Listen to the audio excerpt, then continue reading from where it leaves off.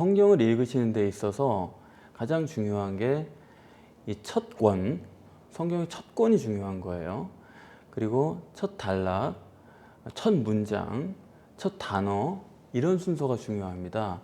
그러니까 이 순서 없이 읽으면 안 돼요. 마태복음부터 읽고 거기 정립이 되고 그 다음 요한복음을 읽는 거지.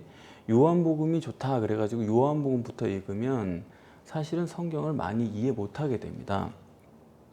그래서 언제나 성경이란 것은 처음이 중요하다. 이 첫이라는 단어에 우리가 항상 집중을 해야 되는데, 이 마가복음의 첫 문장, 이 부분이 어떻게 되어 있느냐 그걸 살펴봐야 되겠죠.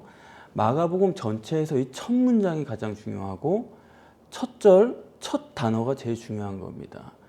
여기부터 잘못되면 나머지는 잘 볼 수가 없게 되는 거예요. 그래서 신중을 기하게 되는데, 여기 보면 하나님의 아들 이렇게 시작을 하고 있죠. 그런데 이건 이제 우리 한글 성경이 그런 것이고 원문에는 그렇지가 않습니다. 이건 좀 우리가 원문으로 볼 필요가 있어요. 첫 단어가 중요하기 때문에. 원문에는 예수 그리스도 복음의 시작 이렇게만 되어 있습니다. 우리는 이제 복음의 시작이라 이렇게 어떤 문장처럼 되어 있습니다만은 원문에는 예수 그리스도 복음의 시작 이렇게만 되어 있어요. 그러니까 하나님의 아들이란 말도 없습니다. 여기 성경에도 가지신 성경에 쓰여 있을 거예요.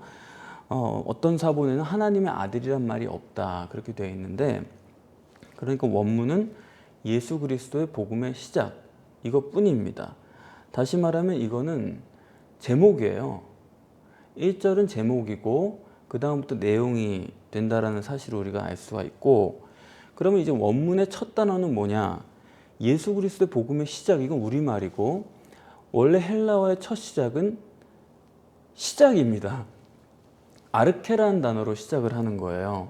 이 처음, 시작이란 단어에 굉장히 강조점을 둔 것이다 하는 것이고, 이것은 제목이다.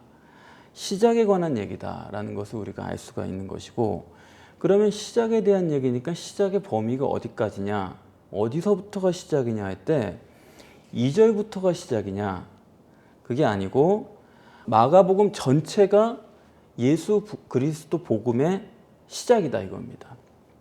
마가복음 전체가 복음의 시작이지 완성이 아니다 이겁니다. 마가복음 끝까지 읽어도 복음의 완성은 아니다, 그 얘기를 하려는 겁니다. 그런데 어떤 사람들은 이걸 놔둘 수가 없어요. 그래서 하나님의 아들이라는 말을 삽입을 하는 겁니다. 왜냐하면 하나님의 아들 예수 그리스도란 말을 시작하는 이유는 뭐냐면, 육신으로 오신 예수 그리스도, 육신에 있을 때부터 그분이 하나님의 아들이라는 것을 강조를 해서 그야말로 그의 피로 죄사함 받아서 구원을 받는 것으로 이렇게 끝을 내려는 의도가 있는 거예요. 그렇기 때문에 그들로 볼 때는 마가복음 15장에서 예수 그리스도가 십자가에 못 박혀 죽는 것으로 거기서 복음이 완성이 되어져야 되는 것입니다. 그렇기 때문에 굳이 하나님의 아들이라는 말을 삽입을 하는 거예요. 그러나 마가복음서가 말하고자 하는 것은 마가복음서 끝날 때까지 완성이 아니라 시작이다. 이 책은 시작에 관한 얘기다 라는 얘기를 하는 것입니다. 그러면 완성은 어디냐? 사도행전 1장 4절에도 너희가 내게 들은 바 예루살렘을 떠나지 말고 아버지의 약속하신 것을 기다리라 그렇게 예수님께서 말씀하셨는데, 그건 뭡니까? 아직 약속이 완성되지 않았고 성취되지 않았고 남아있다라는 얘기죠. 그러니까 사도행전까지 복음이 완성이 안 된 겁니다. 그렇기 때문에 복음서는 복음서라고 써있지만 그것이 복음의 완성은 아니에요. 복음의 시작이다. 따라서 이렇게 성경을 따라서 우리가 구원을 받아들여야 되는 건데, 내 구원론을 정해놓고 성경을 바꿀 수가 있는 겁니다. 내 구원론이 십자가에서 죽은 걸 믿어서 거기서 죄사함을 받고 구원이 완성된다고 하는 사람은 여기서 하나님의 아들이란 말을 집어넣어서 이 마가복음에서 복음을 완성을 끝을 내려는 거예요. 그러나 엄연히 성경은 복음서에서 끝난 것이 아니고 사도행전까지 가야 된다. 사도행전 2장에 가서 성령을 받아야지만 이 복음이 완성이 되는 거지. 그렇지 않습니까? 그래서 이제 우리가 이 마가복음을 예수 그리스도 복음의 시작이라고 하는 제목으로 시작한다는 것을 알았고, 그럼 예수 그리스도의 복음의 시작이라고 그랬으니까 예수 그리스도가 복음의 출발일 것 같은데, 2절에 보면 세례 요한이 주의 길을 예비한 것부터가 시작이라고 말하고 있는 거예요. 거기서부터 이제 출발을 하는 겁니다. 이 세례 요한이 왜 그렇게 중요하냐면, 유대인들이 목숨처럼 여기는 게 성전이고, 그 성전에서 가장 중요한 것은 속죄 제사를 드리는 것입니다. 그런데 이 사람들이 성전에서 드리는 그 속죄 제사, 이건 딴 데서는 드리면 안 되는 거거든요. 이걸 가지고 세례 요한에게 와서 죄사함의 세례를 받았다라는 거, 이거는 굉장히 중요한, 어떻게 보면 정말 신기한 사건입니다. 그래서 이 죄사함의 문제를 성전에서 해결하지 않고 세례 요한에게 와서 해결하려고 했다는 것은, 그러니까 진짜 메시아, 진짜 성전인 예수님이 오시기 전에 이제 모델하우스였죠. 그림자로만 존재했던 그 성전을 폐지하는 의미가 있는 겁니다. 그래서 예비를 하는 거예요. 그리스도가 오신다 말해가지고 예비되는 게 아니고, 그렇죠? 실제로 그 성전을 폐지함으로 인해서 정말 진짜 성전인 예수 그리스도가 오실 것을 실제적으로 예비를 하고, 사람들이 그래서 성전에서 속죄 제사를 드리는 것으로 만족이 안 되고 정말 죄사함을 받아야겠다, 메시아를 기다리게끔, 성전을 벗어날 수 있게끔 이렇게 길을 예비하는 것입니다. 그러면 이제 어떻게 해서 그렇게 성전에서 속죄 제사를 목숨처럼 여기는 사람들이 그 성전 제사를 뛰어넘어서 성전으로 밖으로 나와서 세례 요한이라는 사람을 찾아가 가지고 죄사함이라는 것을 받으려고 했는가? 그게 정말 참 신기한 얘기죠. 그것을 어떻게 설명하고 있냐면 6절에 세례 요한의 옷은 약대털이다, 또 허리는 가죽띠를 띠었다, 먹는 거는 메뚜기와 석청을 먹는다, 이렇게 근거를 말하고 있습니다. 그러니까 세례 요한은 누구냐? 청빈과 금욕과 거룩성의 극치를 보여주는 거예요. 세례 요한은 한 번도 표적을 행한 적이 없습니다. 그럼에도 불구하고 사람들은 그를 보면서 메시아로 생각했다는 거예요.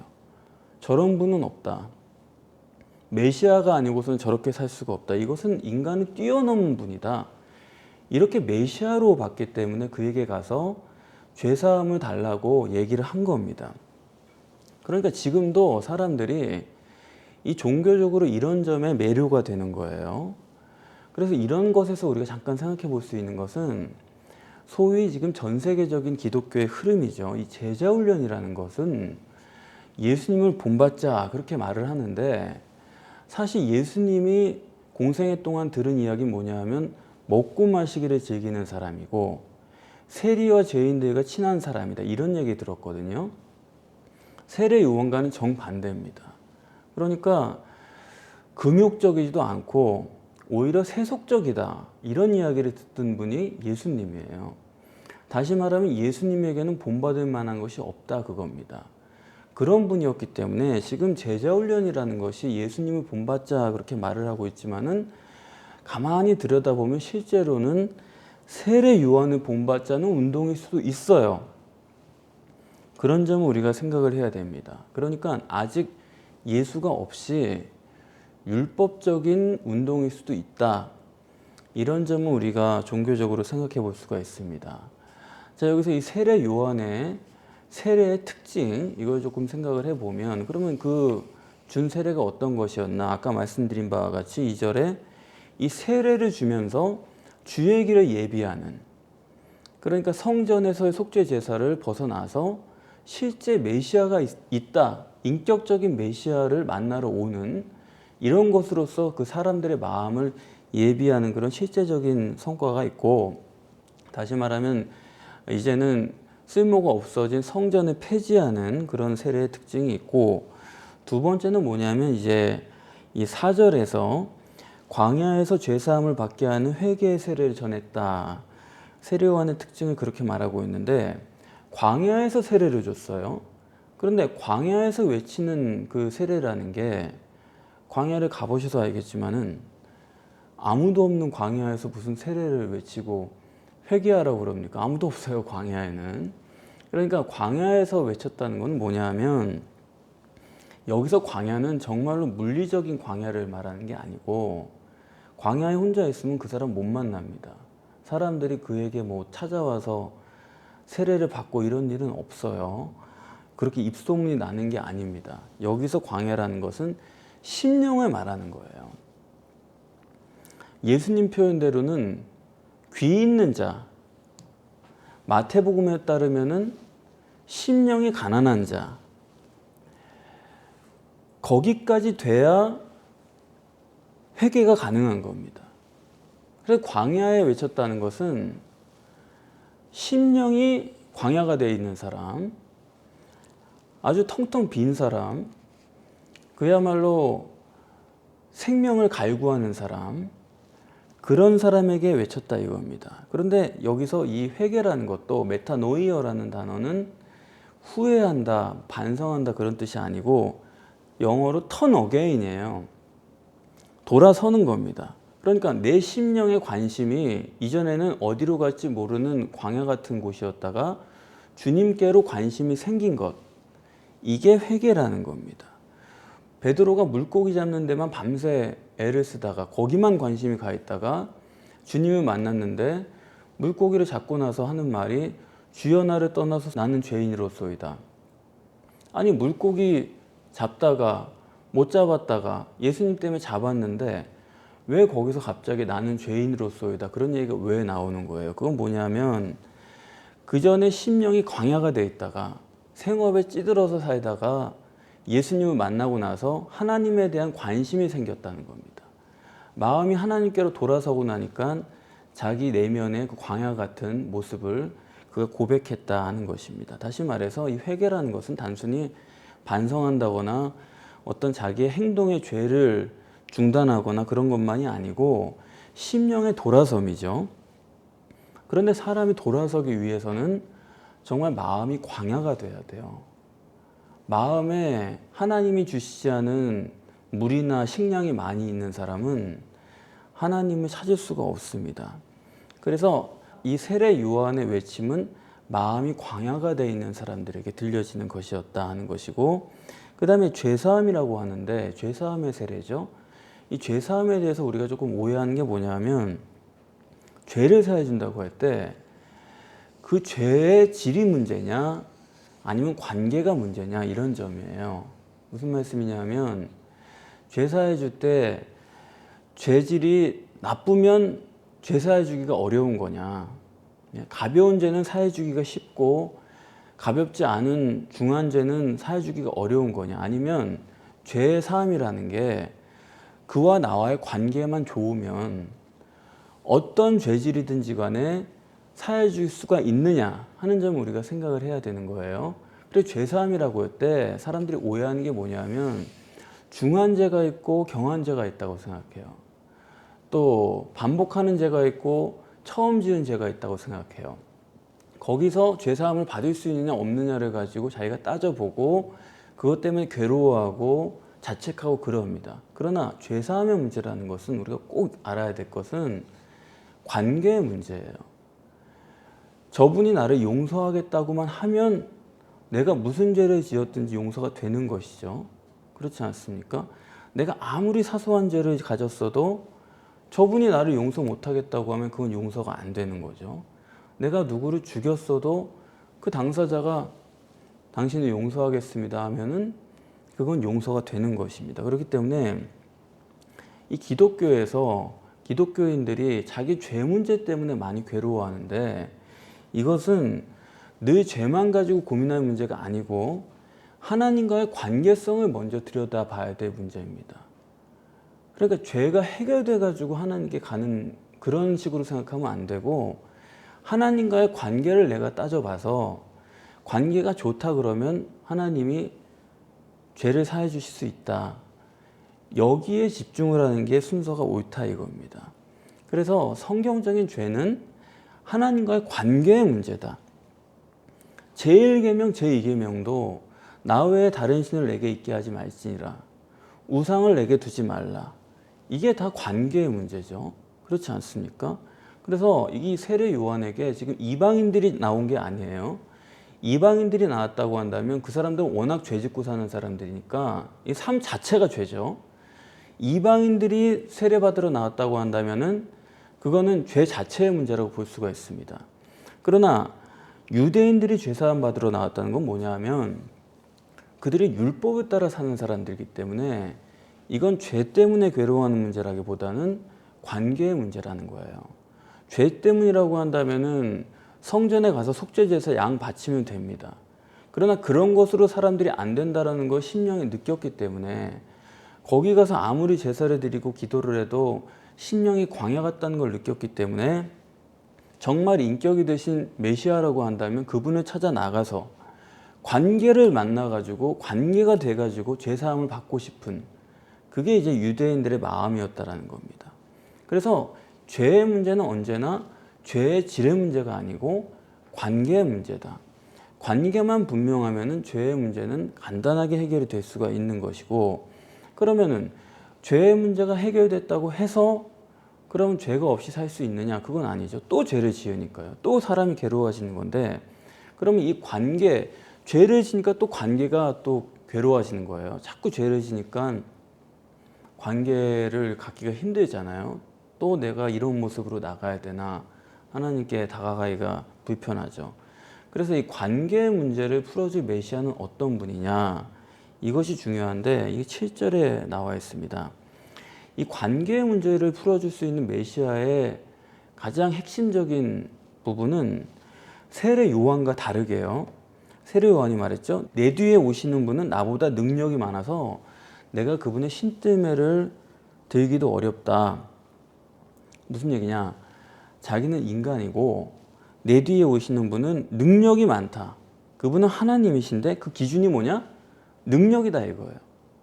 세례 요한과 예수님의 차이는 능력입니다. 언제나 능력의 문제예요.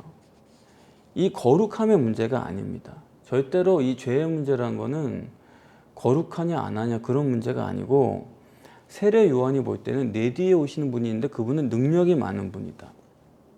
그분은 이런 죄의 문제를 해결할 수 있는 능력을 가지고 있다.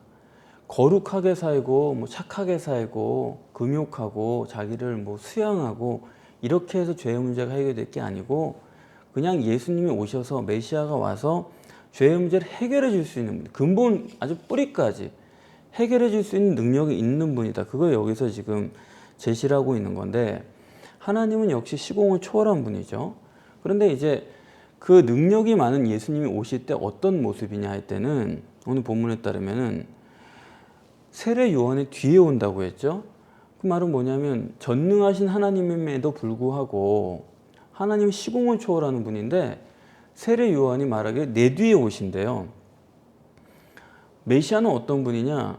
시공의 제한을 받는 분이다 라는 것을 말하고 있어요. 그렇기 때문에 예수님이 오셨을 때 사람들이 안 믿은 게 뭐 헤로데게 쫓겨가지고 피난 가고 뭐 하여튼 인간적인 그 속박은 다 당하고 하여튼 도망 다니고 다 다니고 괴롭게 사셨잖아요. 그러니까 시공을 초월한 분인데 또 메시아가 오실 땐 시공에 갇혀 있다. 두 번째로 요한 뒤에 왔다는 것은 뭐냐 하면 그 말뜻은 요한보다 시원치 않다라는 뜻을 가지고 있습니다. 능력으로는 더 커요. 분명히 능력은 나보다 큰 분이다. 그런데 내 뒤에 오셨다는 건 뭐냐 하면 종교적으로는 자기보다 뒤에 왔다, 자기보다 못하다. 심지어 세례 요한이 예비를 안 하면 메시아가 와도 소용이 없어요. 전능하신 하나님이지만은 시공에 제약이 있는 모습으로 오시고, 그리고 종교적인 의를 볼 때는 세례 요한보다 못하다. 의나 거룩성이나 청빈이나 어떤 금욕이나 이런 모습으로 볼 때는 메시아는 세례 요한보다 못한 사람으로 오신다. 이것을 말한 겁니다. 그러니까 정말로 그래요. 세례 요한의 집안은 거룩한 대대로 내려오는 제사장 집안이고, 거기서 아주 자기를 깨끗하게 비워가지고 이렇게 청빈하고 거룩하게, 그야말로 저분은 우리 인간 차원이 아니야. 이런 소리를 들을 정도로 그런 분을 만나보셨습니까? 그런 분 만나기가 어렵잖아요. 그런데 그 정도의 종교적인 의를 성취한 사람이고, 반대로 예수님은 어떻습니까? 마태복음에 예수님의 그 족보가 나오는데 거기 보면 그 혈통이란 게 네 여자가 나오잖아요. 뭐 라합이라든가 기생이죠. 또 뭐 룻, 모압 여인입니다. 모압이라는 건 뭐냐면 그 노아가 롯이죠. 롯의 딸들이 아버지를 취해가지고 아이를 얻은 족속이 모압 족속이에요. 그러니까 성경이 말하는 모압 족속이라는 건 그거는 짐승이다. 그건 인간도 아니다. 그겁니다. 그런 여인이 들어있고, 밧세바, 이건 불륜이죠.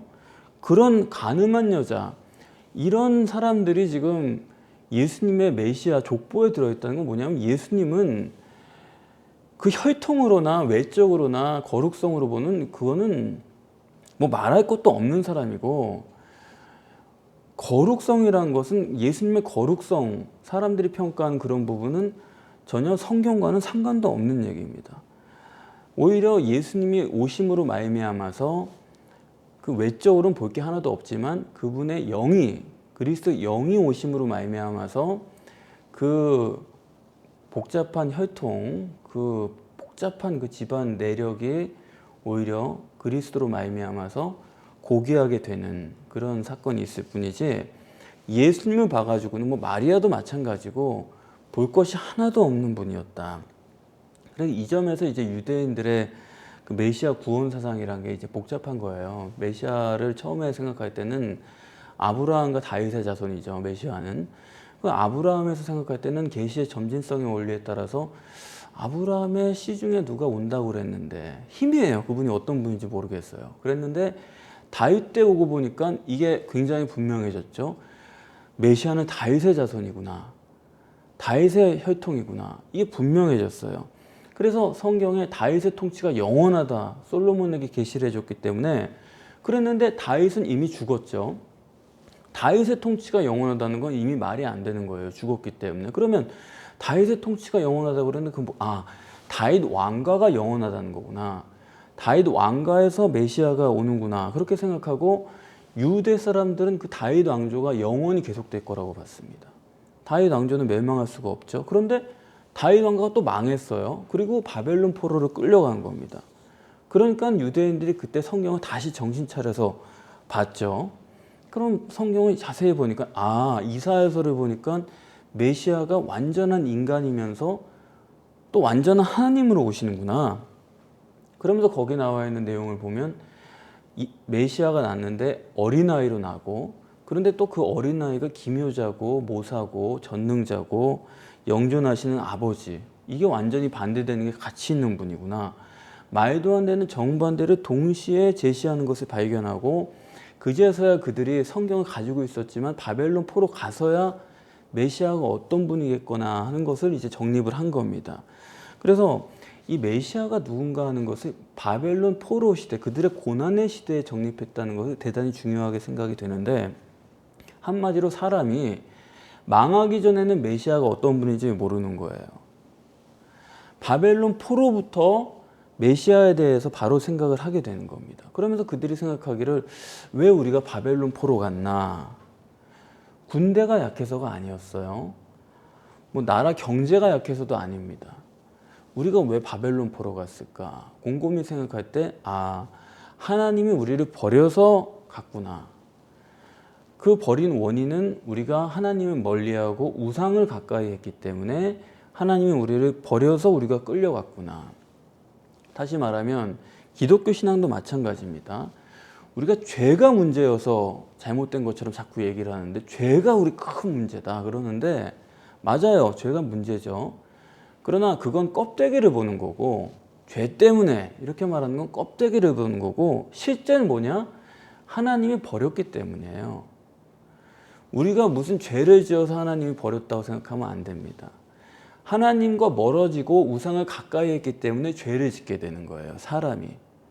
이게 영적인 원리가 그런데 지금 시간에 다 설명할 수는 없지만은 그러니까 하나님을 버리게 되면 당연히 우상이 들어오게 되고, 우상이 들어오면 각종 죄를 짓게 되어 있습니다.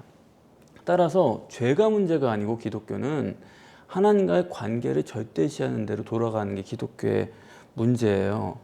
그래서 이러한 인간, 하나님과의 관계가 멀어진 죄에 빠진 인간을 어떻게 구원해야 되느냐? 그럼 메시아는 어떤 분이어야 되느냐? 메시아는 그 군사 강국인 바벨론에서부터 유대인들을 구원하려면 그분은 능력이 많은 분이어야 되는 겁니다. 거기서 메시아가 무슨 거룩한 분이고 뭐 의로운 분이고 그게 중요한 게 아니에요. 강대국인 바벨론이 꽉 잡고 있기 때문에 그들을 해방시켜 주려면은 메시아는 어디까지나 능력이고, 그렇기 때문에 이사야서에 자꾸 뭐 포로에서 자유케 하고 감옥에서 끌어내고 그런 얘기를 하는 게요, 바로 그거죠. 만군의 하나님 여호와가 메시아로 올 때는 그렇게 능력으로 오시는 것입니다. 애굽에서 이스라엘 백성들을 이끌어내실 때도 의 가지고 이끌어냈나요? 바로가 하나님은 옳은 분이시다 해서 내보낸 거 아니지 않습니까? 100% 능력이에요.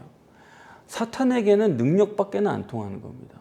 사탄이 하나님 의로운 거 알죠? 하나님 선하신 거 알죠? 그런다고 그가 눈 하나 깜짝합니까?